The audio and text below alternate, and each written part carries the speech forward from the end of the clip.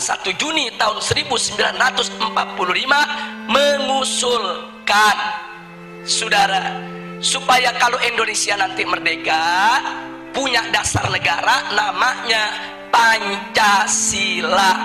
5 dasar.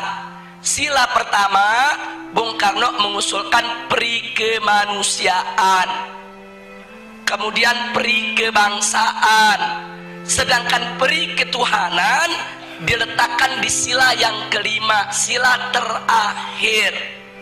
Ini ditolak oleh ulama, saudara. Kiai Haji Wahid Hasyim menolak, Kiai Haji Abdul Qahar Muzakir menolak, Kiai Haji Agus Salim menolak. Kenapa mereka menolak? Enggak pantas ketuhanan ditaruh di sila terakhir. Enggak boleh sila ketuhanan diletakkan pada sila buntut. Ini fakta sejarah.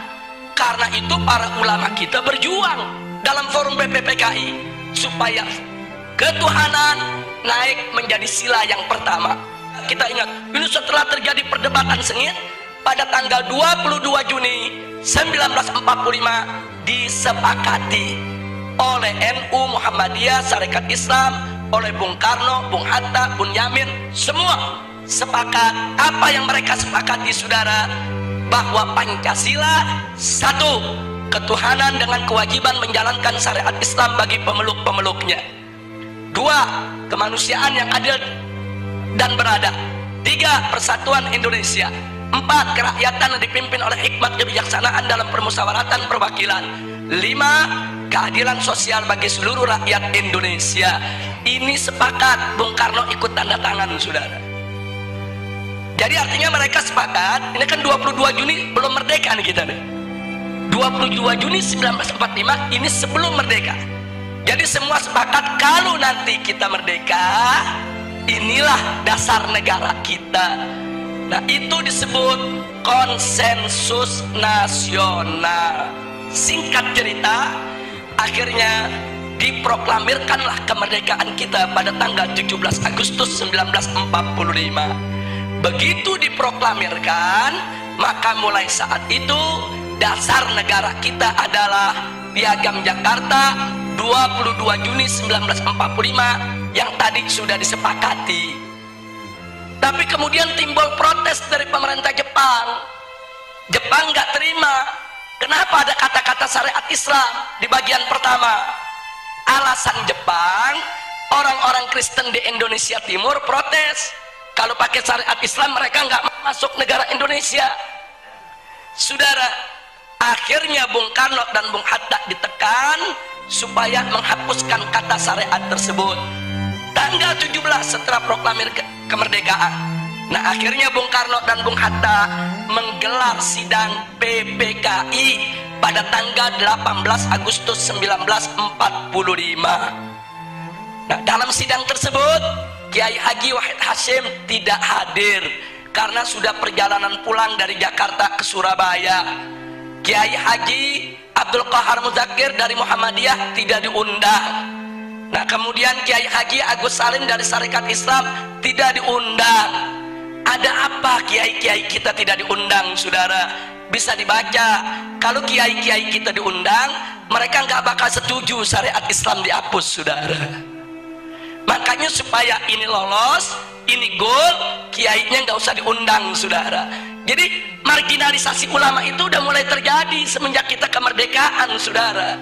Disingkirkan ulama kita. Akhirnya begitu digelar sidang yang hanya 2 jam sidangnya cuma 2 jam, terburu-buru. Kemudian sila pertama Pancasila diganti dengan apa? Ketuhanan. Itu aja, saudara. Sedangkan kalimat dengan kewajiban menjalankan syariat Islam bagi pengikutnya itu dicoret, saudara. Nah, akhirnya ada beberapa tokoh Islam yang hadir seperti Ki Bagus, saudara, dari Muhammadiyah menolak karena beliau tahu ini ulama NU, ulama Muhammadiyah, ulama Sarekat Islam gak bakal terima ini diganti. Terjadi perdebatan. Nah, akhirnya dapat solusi. Apa solusinya? Ini perjuangan Ki Bagus ini dari Muhammadiyah, saudara. Solusinya ya sudahlah, syariat dihapus nggak apa-apa.